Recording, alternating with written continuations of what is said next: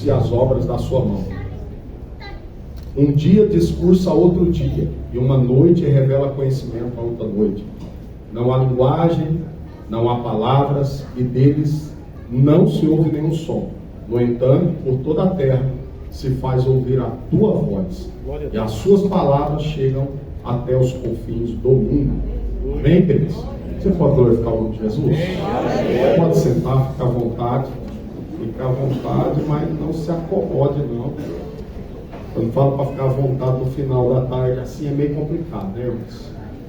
Queridos, antes de começar a entrar aqui na palavra, eu quero agradecer ao pastor Hilário, nos indicou essa condição hoje aqui, a toda a mesa diretora, nosso pastor presidente da convenção, pastor Marcelo, todos os integrantes do Conselho de Educação.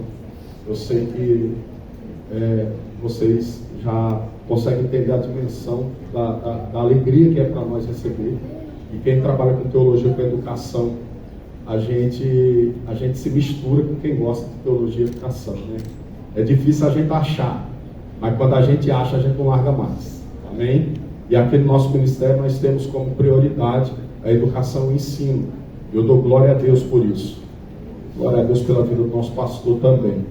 Irmãos, antes de começar a entrar na palavra, assim que terminar aqui esse período aqui, vai ter o lanche. O Leandro, que é o secretário do IBAD, ele vai preparar um standzinho ali para mostrar os livros do IBAD. Aqui no nosso ministério nós temos a parceria com o IBAD, nós temos também parceria com a FABAD, que é a Faculdade das Assembleias de Deus de Pinda, e nós temos vários cursos e treinamentos aqui durante o ano, mas agora estamos focados no IBAD e no FABAD. Temos aqui do lado aqui o pastor Alessandro, que é professor do IBAD também, temos ali do lado o pastor Zé Santana, que é professor da FABAD ali em Pinda, e eu peço que os irmãos nos procurem. Tem vários irmãos aí que, graças ao bom Deus, estão despertando para esse labor teológico. Eu fico feliz demais com isso. E aí os irmãos me procuram. O Leandro me deu alguns chaveirinhos, falou assim: vamos sortear para os irmãos. Só que eu já dei foi tudo no caminho. Entro lá no café e volto, eu já dei tudo, sobrou um só. Mas assim, daqui a pouco ele arruma mais, a gente vamos abençoar os irmãos com chaveirinho do IBAD. Amém, queridos? Eu tenho esse problema na minha vida. Eu não consigo esperar, sou ansioso. Queridos irmãos, vamos entrar no texto e pensar um pouquinho durante alguns minutos aqui. Eu acredito que esse SINSEC, irmãos, ele tem a capacidade de mudar algumas vidas, amém? Eu acredito que a educação, ela tem capacidade de mudar vidas. Mas a educação teológica, ela vai além. Deus é o maior pedagogo que eu já encontrei na história bíblica e extra-bíblica.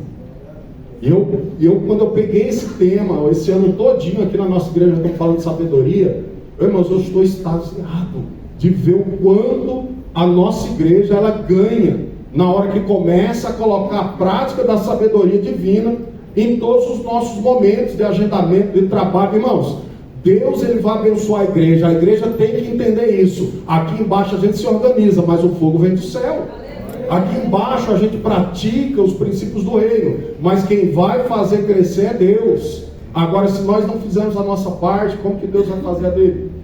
Eu sempre cito para os alunos do curso de obreiro aquele texto que mostra a rainha de Sabá glorificando a Deus pela sabedoria de Salomão aplicada na vida de Jerusalém. Ela olhava o entrar e o sair, olhava a organização e ela glorificava o nome de Deus.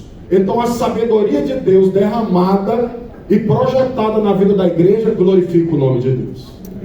E foi me dado o tema do Velho Testamento, capítulo 3, verso 10 em diante de Efésios, carta aos Efésios, é um primor para mim. Foi o primeiro texto que eu preguei aqui no ministério em 2014, na vigília. Foi o texto último que eu preguei num culto de ceia aqui na sede. E eu tenho uma paixão muito grande por Efésios.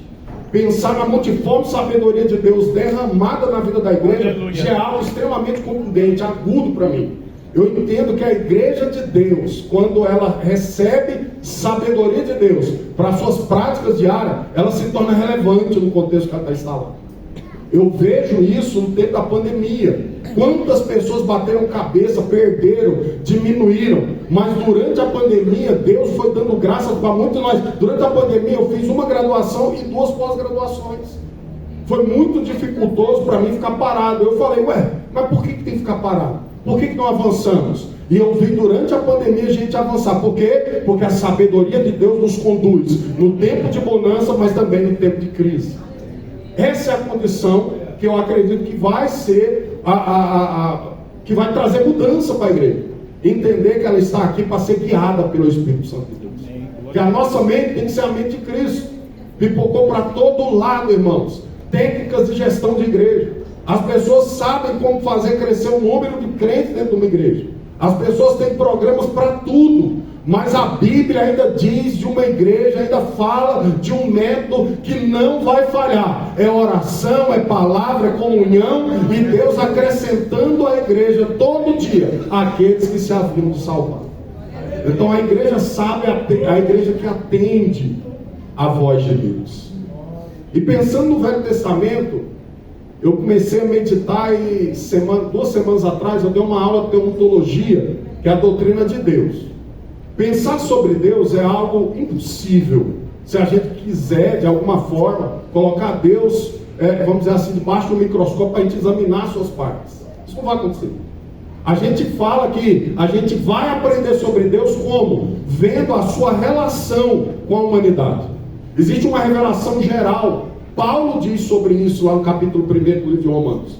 Aqui eu li sobre isso no capítulo 19, no Salmo 19, no Salmo 145 também fala. Deus se revela, irmãos, de forma geral, na natureza, na criação. Os filósofos gregos, 300 anos antes de Cristo, já falavam sobre um logos, uma mente racional, que cria todas as coisas e mantém elas em funcionamento, cada um no seu lugar. A água não invade a terra, o sol, tudo roda de acordo com uma lei elementar, e essa lei, segundo a filosofia, ela era tratada por uma mente superior à mente humana. Glória a Deus por isso. Só que isso era revelação geral. Aí quando a gente vem para as escrituras, aí é a revelação específica de Deus. Deus inspirou pessoas, Deus se revelou para pessoas, e hoje nós podemos saber o que Deus quer, o que Deus manda, como que Deus tem suas coisas, e nós temos hoje a revelação de Deus na vida da igreja através da palavra. Aleluia, glória a Deus. Ela é detalhada, ela é simplesmente uma maravilha. Quando se fala em sobrenatural, eu digo que a Bíblia é a primeira coisa sobrenatural que aconteceu na minha vida. A partir da palavra, nós vivemos já algo sobrenatural da nossa história. E aí nós vemos alguns textos, eu acho que o que eu quero falar aqui vai ser muito breve, onde mostra Deus se revelando nas escrituras. E essa sabedoria que nós hoje estamos comunicando aqui, desde a palavra do pastor Rubens, e a que vai vir depois pelo pastor André, com certeza vai convergir na mesma coisa. É Deus que começa, é Deus que termina, é Deus que se auto-revela para nós. Irmão, não adianta eu querer buscar uma revelação do conhecimento de Deus. Isso os ocultistas fazem, mas eles fazem sem sucesso. Aqui não. Quanto mais nos humilhamos, mais Deus resolve se apresentar para nós. Quem está querendo se apresentar é Deus. Quem está querendo se revelar é Deus. E essa revelação tem vários meios. Mas o meio mais interessante que eu encontrei nas escrituras para esse pequeno momento foi relacional. Uma coisa muito certa, irmãos. Hoje nós vivemos um tempo de intelectualidade desmedida. Todo mundo sabe muito. Um tempo de curiosidades. Vender um livro sobre matéria bíblica é difícil. Vender um livro sobre curiosidade bíblica é relativamente fácil. Curiosidade, irmãos, é uma coisa, mas você querer conhecer alguém, é você querer se relacionar com esse alguém.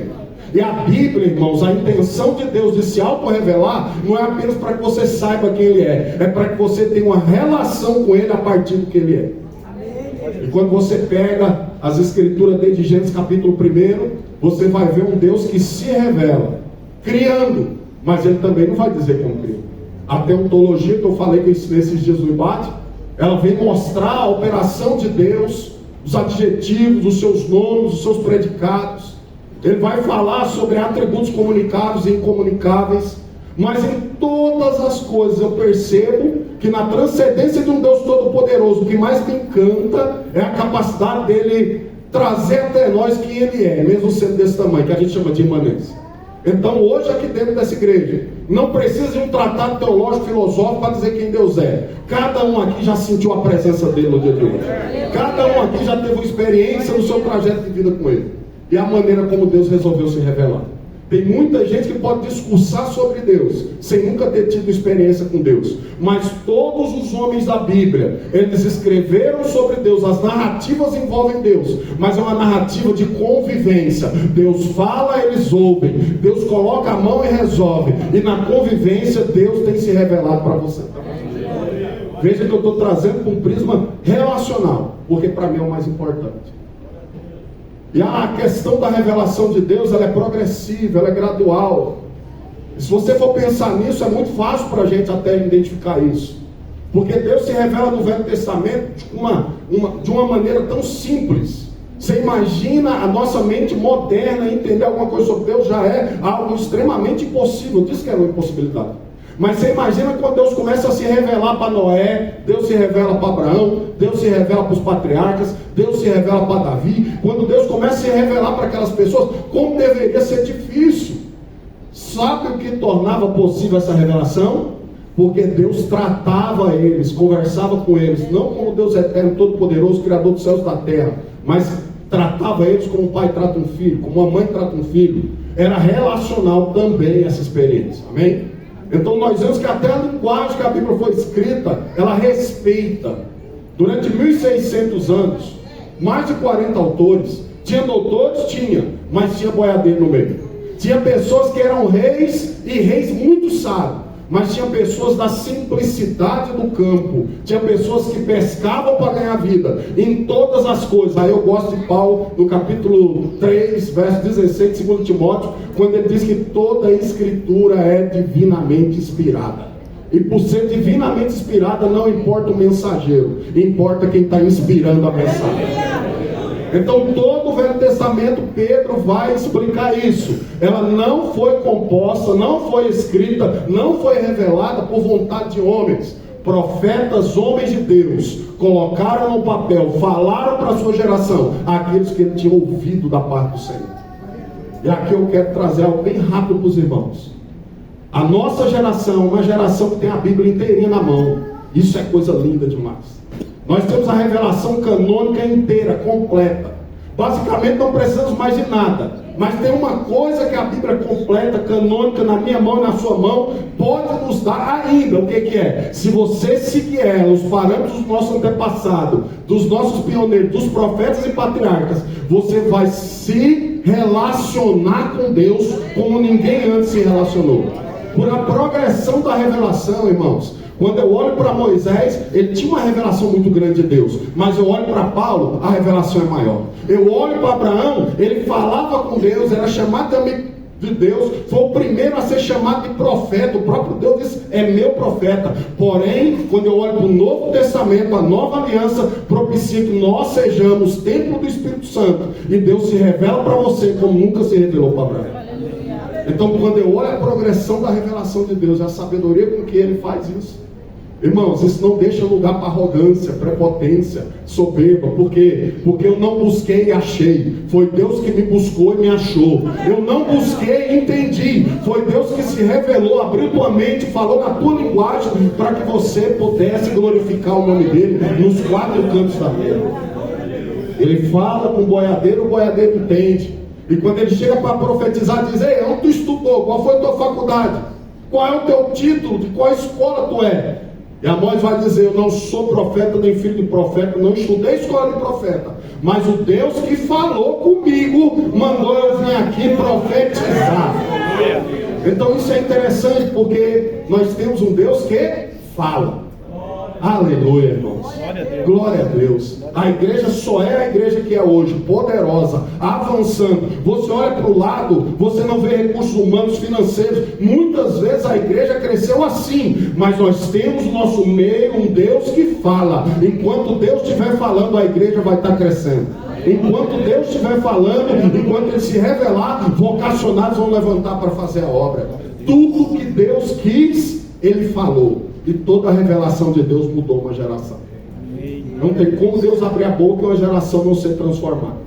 Irmãos, Eu acho interessante essa revelação na experiência humana, e tem alguns textos lindos. Eu falei sobre o 145, ele diz assim: eu te exaltarei, ó Deus, Rei meu, e bendirei o teu nome pelos séculos dos séculos, para sempre. E o salmista no 3 ele diz assim: grande é o Senhor, muito digno de louvor, e a sua grandeza é inescrutável. O que é revelado ao coração do salmista? Que ele consegue ver a grandeza de Deus, mas ele não consegue detalhar. Que ele consegue adorar Deus pela sua grandeza, mas ele não consegue mensurar, ele não consegue colocar. Irmãos, muitas vezes o mundo quer nos perguntar quem é o nosso Deus. Isso é uma pergunta que está na Bíblia. Ei, peraí, quem é seu Deus? De onde ele veio? Para onde ele vai? Irmãos, não tem resposta, nem filosófica, nem científica, nem religiosa. Não tem teologia para responder disso. Ele é antes da existência, ele é antes do tempo, ele é fora do tempo, e ele só vem aqui para poder se relacionar comigo e você. Aleluia. Ele só toca o tempo para poder fazer promessa e cumprir antes que você morra. Ele só toca na nossa matéria, na nossa existência física, para dar, irmãos, aquilo que você precisa no tempo oportuno, para abençoar e trabalhar, igual o capítulo 64, verso 4 do livro de Isaías: um Deus que trabalha em prol daqueles que nele esperam. Amém, querido? Então a revelação do Velho Testamento, ela não respeita a cultura da época. Como assim, pastor? Você via Deus, irmão, sendo buscado. Quando você estuda ciência da religião, eu lembro quando eu estudei num seminário presencial, e tinha alguns pastores comigo que, quando entrou nessa matéria, não aguentaram a primeira aula. Vamos embora, que isso aí é coisa do diabo. Pegaram alguns cientistas da religião, falando da psicologia da religião, história da religião, a sociologia da religião, e começou a se falar sobre coisas, principalmente os cientistas da religião alemães, são muito teóricos, enquanto eles estavam quase desviados, porque não estão colocando Deus como primo científico, isso é abominação. Enquanto isso eu estava lendo, principalmente um cara chamado Otto, e eu estava dando glória a Deus, porque ele dizia que as religiões por aí têm algumas coisas em comum, mas a religião cristã é diferente. Por quê? Porque Deus se manifesta diferente, porque Deus fala diferente, porque as pessoas reagem diferente. Quando você vê as nações, elas buscavam nos deuses algum atributo que ajudasse eles, e espelhava os seus pecados neles. Tinha deuses de prostituição, tinha deuses de guerra e agressividade. O nosso não. O nosso era um Deus santo que exigia santidade, mas sempre teve adorador que buscava Ele pelo que Ele é. Ele se revela não como o homem quer, mas Ele traz o homem até Ele do jeito que Deus quer que a gente. Olha a revelação direta de Deus, como é poderosa. Então, hoje algumas igrejas descobriram que se agradar crente, a igreja lota. Só que isso daí Arão já tinha provado alguns séculos atrás. Ele já tinha dito: o povo me apertou, deu um bezerro de ouro, ficou todo mundo calmo. Mas Deus não ficou calmo. Hoje nós entendemos o quê? Que quando Deus se revela é para santificar o que está sujo, limpar e trazer para perto dele, para que ele possa relacionar. A revelação de Deus mostra o caráter de Deus, mas não só mostra, faz com que esse caráter venha nos mudar também. É um Deus santo que habita na eternidade, mas é um Deus imanente que habita com contrito e quebrantado de coração. Essa é a nossa relação, que é provada, irmão, ser possível, porque muitas pessoas vão morrer tentando encontrar uma ligação, religar com Deus. Quantos religiosos passam a vida toda mudando de religião, dia após dia, mês após mês, colocando tudo que tem diante de altares? Mas nós temos um Deus, eu volto ao começo da minha fala, que Ele não espera que o busque. Ele veio em busca daquele que se perdeu. Adão erra, sai da presença, mas Deus está lá: Adão, cadê você? Não é a humanidade que busca esse Deus, é esse Deus que tem buscado a humanidade. É esse Deus que tem diminuído distância, que tem se revelado, que tem estendido a mão, irmãos. Muitas religiões tentam religar, mas a mão é curta, porém a mão de Deus vem de cima para baixo, e ela alcança o pecador perdido. É uma revelação do Velho Testamento. Alguém diz que no Velho Testamento só tinha lei, só tinha juízo, só tinha castigo. Eles acham um Deus brutal, que destrói tudo e a todos. Eu não enxergo assim. A revelação que a minha Bíblia traz para mim é de um Deus tão generoso, que Adão acabou de pecar dentro de um ambiente propício e totalmente perfeito. Ele poderia usar daquilo que ele já tinha dito: no dia que pecar, certamente morrerás. Mas ele vai dar uma palavra de consolação e esperança. Ele vai dizer: ei, não se preocupe, porque da semente da mulher vai nascer um que vai pisar a cabeça da serpente. Tem maldição, tem consequência, mas tem esperança, tem graça. Deus ainda está resolvendo o problema. Ele não reage ao problema, porque antes da fundação do mundo eu já sabia o fim que seria. Eu acho interessante esse texto, irmãos, porque em 2014 um pastor presidente aqui do estado de São Paulo pregou em certo congresso avivalista aqui no Brasil, na região sul, e ele falou sobre um negócio chamado teoria do resgate. Ele dizia que quando o homem peca, o homem se torna devedor ao diabo. Olha que heresia sem tamanho. E que durante muitos e muitos séculos, Deus prepara os meios para que essa dívida fosse paga. Paga para quem? Para o diabo. E o homem devia legalmente para o diabo. Olha, isso é uma heresia sem tamanho. E quando Jesus vai morrer lá na cruz, ele pega o sangue dele e paga a conta do homem para o diabo. Irmãos, dá uma dor no fígado quando eu assisti aquele negócio pela primeira vez. Eu quase morri, eu pequei. Eu tive que pedir perdão para Deus. Mas sabe o que eu olho para a Bíblia, em vez de uma coisa clara, que qualquer aluno de escola dominical vai saber? Que Deus, irmãos, Ele é o único que foi, de uma forma muito clara, a sua justiça talvez foi manchada, a sua honra talvez foi tocada, embora a santidade de Deus não é tocada por ninguém. Mas quando o homem peca, ele não deve para o diabo, ele deve para Deus. Quando Jesus morre, ele não derrama sangue aos pés do diabo ou no inferno, ele derrama o sangue, lá em Hebreus diz, no altar que tem lá no céu. Ele é o sacerdote real, ele é aquele que vai derramar, ele é a vítima e o sacerdote que vai colocar diante de Deus o pagamento. Quem está devendo é nós, e quem recebe o pagamento é Deus, é o único santo ao qual a gente devia. Essa é a revelação do Velho Testamento, Gênesis 3,15, o próprio Evangelho. E de lá para cá Deus foi se revelando, se revela para Abel, se revela para Caim, se revela para Noé. Noé, ou uma palavra, faz uma arca. Às vezes nós queremos, hoje em dia, irmãos, toda conversa. Esses dias um menino ficou bravo comigo, porque ele perguntou um negócio, eu sou muito de responder sim, não. Só que hoje as pessoas não querem sim ou não. Elas querem que você faça uma alegoria, que você leve a conversa um pouco mais adiante. Irmãos, quando eu olho Deus falando com Adão, é preto ou branco. Não coma, e se comer morre. Quando ele fala com Noé, Noé, construa. Quanto tempo? Não importa, construa. Mas por quê? Porque é questão de vida e de morte. Obedeceu, o Evangelho está satisfeito. A graça de Deus é falar, e a nossa parte é obedecer essa graça. A graça de Deus é revelada nas Escrituras, é um atributo de Deus. Quando você passa algumas páginas adiante, chega em Abraão. E quando você pensa em Abraão, é um homem da fé, é o pai das 3 grandes religiões monoteístas da terra. É um homem que é representado como perfeito. Mas eu vejo um homem imperfeito que foi tocado pelo perfeito. Eu vejo um homem enoteísta, politeísta, que vivia na casa do seu pai, que tinha ídolos à vontade, fabricava cada vez mais. Mas quando Deus aponta para ele, foi graça. Mais uma vez eu digo, é Deus que vem ao nosso encontro, não é nós que vamos ao encontro de Deus. É Deus que estende a mão, é Deus que se revela, é Deus que chama Abraão pelo nome e diz: Abraão, sai da tua casa, no meio da tua parentela, vai para uma terra que eu vou te mostrar, eu vou abençoar, eu vou te dar um nome. Ele não pediu bênção, ele não pediu nome, mas Deus está dando o que ele não pediu, para ele ser o que ele não queria ser. Ele vai ser profeta de Deus. Você não olha na história de Abraão, uma profecia, um livro escrito, mas você vê que aonde ele chega as pessoas falam: o Deus Altíssimo anda com esse homem. A igreja hoje são profetas e sacerdócio real, né? A igreja hoje é formada de gente que quando fala proclama Jesus, mas mesmo calado Jesus se manifesta na sua vida. É essa proclamação.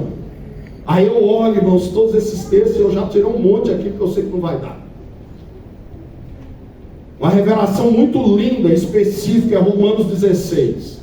Já no final da carta aos Romanos, olha se você me entende.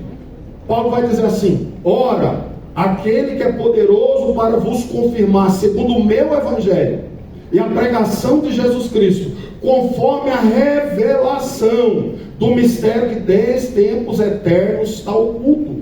Assim como ele falou no capítulo 3, verso 10 em diante de Efésios, aqui ele revela a mesma coisa. Havia muita coisa oculta, mas Deus gradualmente vai revelando. O Velho Testamento não conseguia sustentar na mente do povo a ideia da Trindade, mas a Trindade estava lá. Quando você olha a progressão da revelação, você vê no capítulo 4 do livro de Provérbios falando que é como o dia que vai se iluminando até ser dia perfeito. A nossa humanidade, irmãos, a história da nossa humanidade está na mão de Deus, e Deus sabe o que você suporta hoje, Deus sabe como falar com você amanhã, e cada dia de crescimento da nossa história é um dia que Deus abre mais uma porta, que Deus revela mais uma parte. Viver pela fé é esperar a revelação de hoje, vivendo a revelação de ontem.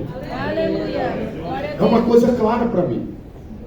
O que eu não sei ainda, Deus vai me revelar no tempo propício, mas o que eu já sei vai me guiar.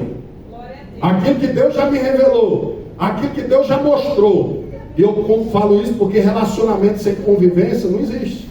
Relacionamento sem conhecer não existe. E no capítulo 17, a oração sacerdotal de Jesus, do livro de João, ele faz uma oração ao Pai e fala assim: que eles te conheçam. Que se tem uma coisa importante para a igreja ser vencedora, é conhecer o Deus que você serve. E conhecer, irmãos, não é ler um tratado sobre Deus, porque hoje até ateu está escrevendo sobre Deus, da Ibope vende livro. Mas conhecer a Deus é conviver com Deus, é andar debaixo da palavra, é as promessas fazer sentido para nós, e nós não pararmos enquanto Deus não mandar parar. Não chegamos? Então vamos caminhando naquilo que Deus prometeu para a nossa história. Irmãos, pensando nisso, a revelação do Velho Testamento é feita com alianças e com promessas. Teve promessa para a vida da humanidade através de Eva, de Adão. Teve promessas através de Abraão: em ti serão benditas todas as famílias da terra. E você falar que da semente de um homem haveria bênção para todo o planeta, irmãos, você está num vilarejo, num terreno pequeno, crescente fértil, e de repente Deus está dando uma promessa que não vai, irmão, se limitar a fronteiras. É a mesma coisa que ele faz com Jeremias. Jeremias, eu te dei por profeta. Para quem? Não é para Anatote, não é para Jerusalém, não é para Judá. Eu te dei como profeta para as nações. É exponencial a revelação de Deus. Deus quer abranger tudo e todos na sua promessa. E o Velho Testamento demonstra muito isso.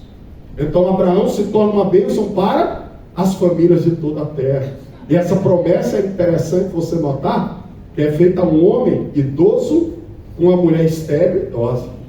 Porque Deus não precisa de cenário montado para ele trabalhar. Às vezes hoje nós queremos dar uma ajudinha, como Sara tentou ajudar Abraão. E eu não digo isso, irmãos, especificamente para alguma coisa, irmãos, presta atenção para não se ofender. Às vezes nós falamos: se apagar a luz, Deus vai se manifestar. Se tiver um fundinho, Deus vai se manifestar.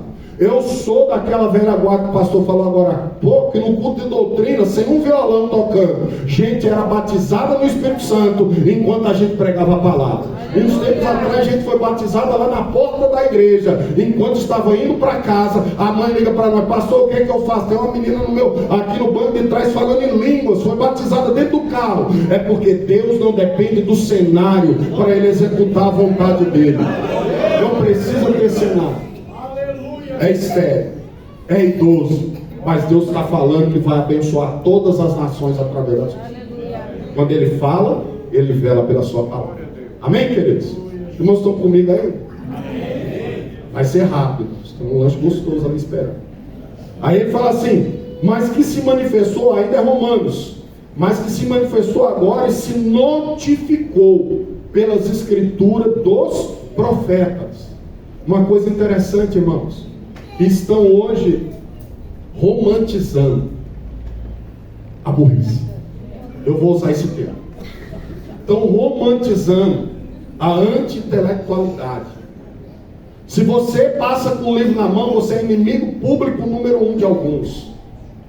Estão querendo tornar, o pastor usou um termo que usaram comigo, telólogo. E falaram ainda, eu queria fazer um bacharel, fazer teólogo e baixaria. Eu falei, meu Deus, vou pegar esse homem. Ainda bem que os irmãos sabem que eu sou calmo, que só Moisés vai ser mais calmo que eu. Irmãos, zombaria para quem começa a estudar. Zombaria para quem se encanta quando abre a Bíblia. Você for num curso teológico hoje, você vai ver gente com lágrimas, você vai ver gente profetizando em sala de aula, você vai ver gente sendo transformada. Esses dias eu recebi um testemunho, começou a F, no quarto dia a irmã colocou lá, aceitei Jesus, estava fazendo curso de obreiro, mas não era crente, agora é para a glória de Deus. Aleluia, glória a Deus. Eu não posso romantizar, irmãos, porque a igreja que não conhece a palavra é a igreja fraca. Obreiro que não conhece a palavra pode ser advogado, doutor, pode ser juiz, comendador, mas não serve para o reino, porque o reino é o reino da palavra. Ide por todo mundo, pregar o evangelho e ensinar em todas as nações. Não dá para pregar e ensinar sem conhecer a palavra. Eu não posso romantizar isso, que uma coisa que está desagregando as igrejas é a falta de conhecer a palavra. Amém, queridos? Então ele está dizendo, olha, ele notificou, as escrituras é uma notificação de Deus pelos profetas. Ele entregou a pauta para mim e para você. A gente não vai conseguir chegar lá e dar de João sem braço. Eu não sabia, está aqui, ó. Fulano passou e falou, você que não ouviu. O outro te chamou para a escola, você que não foi. A escola dominical estava lá e você não quis. Então eu te digo uma coisa, está notificado e está registrado no céu. Você tem que saber os princípios do reino para que Deus abençoe você dentro desse reino. Tem regra para que você seja abençoado. E ele diz assim, para terminar o último verso aqui de Romanos 16, 27, ao único Deus. Aí ele usa um adjetivo, sábio. Irmão, nosso Deus é sábio. Aleluia. Falar de Deus sábio, lógico, é antropomorfismo puro. Comparar o que tem na cabeça de Deus com sabedoria é pouco. Ele é onisciente, ele é onipresente, ele está na eternidade, ele olha de cima para baixo, ele sabe o fim antes do começo. Ele mede a terra a palmos, ele mede a água dos mares com um copinho da mão. Ele sabe coisa que nós nunca saberemos, mas a Bíblia vai dizer que ele é sábio. Isso já passa para mim. É ele que comanda a minha história, ele é sábio, é ele que dá direção, é ele que chama, é ele que vocaciona, e ele é sábio. Se eu for vocacionar eu erro, porque eu posso vocacionar por afinidade, mas como Deus é sábio, Deus vocaciona a pessoa certa, na hora certa, para a obra certa. Ele é sábio, ele é sábio. Seja dada glória por Jesus Cristo para todos sempre, amém. Especificamente a Bíblia é a notificação de um Deus sábio para que a humanidade não se perca. E nós nos perdemos, mas Deus nos acha.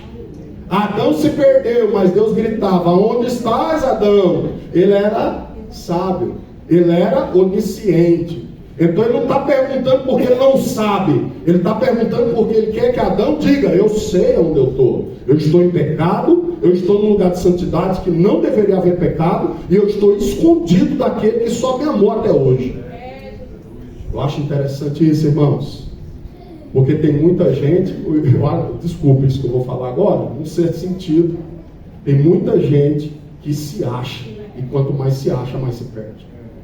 Mas tem muita gente que, perdido que está, estende a mão para o alto, na última esperança dele, que é Deus. Deus é a primeira e a última esperança. E quando Deus te acha, quando Deus me acha, Ele vai nos colocar no lugar certo, do jeito certo, para viver essa relação. Glória a Deus. Então Abraão viveu, foi achado. Noé foi achado. Davi foi achado. Olha que texto lindo, capítulo 7 de 2 Samuel. Lá é um texto que mostra a primeira promessa messiânica. Quando ele vai dizer para Natan, Natan, estou com um projeto de construir um templo. Aí Deus fala para... Aí Natan é amigo sempre ensina. E Natan diz para ele, vai nessa tua força, amigo. Vai ser lindo esse templo. Só que Deus fala ao coração do profeta. Escute isso. E Deus fala, volta lá e fala para ele. Porque você como profeta quer que ele construa, mas eu não vou deixar ele construir. Ele é varão que derramou sangue, e ele não tem propósito de construção desse templo, não pediu. Aí Deus vai fazer uma promessa, que ela é abrangente. Tem a promessa que vai dizer, da tua descendência vai levantar um, que vai erigir uma casa. Salomão. Mas a promessa não para aí, por isso que ela é messiânica, 1000 anos antes de Cristo.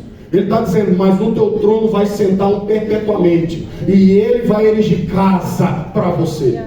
Peraí, virou uma bagunça? Não, não virou. Nosso Jesus, irmãos, Davi não podia construir casa para Deus, porque ele era homem de sangue. Jesus era pacífico, mas derramou sangue. E ele construiu para Deus uma casa perpétua. Aqui, ó. Nós vamos habitar agora pelo Espírito Santo. Lá no 1 Coríntios, nós somos templo do Espírito Santo. Mas vai ter um momento que nós vamos habitar a eternidade com Ele. E Ele vai preparar essa casa. Já preparou. E nós vamos para lá ao tocar da trombeta. Amém, queridos? E a promessa messiânica começa ali. Eu acho linda a palavra de Deus. Davi, eu te tirei do curral, de trás das malhadas. Não é o ambiente que você está. A chamada de Deus vai no lugar mais baixo da terra e te encontra. Deus vai te encontrar. Não precisa colocar placa no pescoço e ficar desfilando em templo sede. Aonde você estiver, a chamada te alcança, porque Deus está lá. Glória a Deus. E Ele vai falar com você. E vai cumprir a vontade dele. Terminando, irmãos, e sim, termino sim.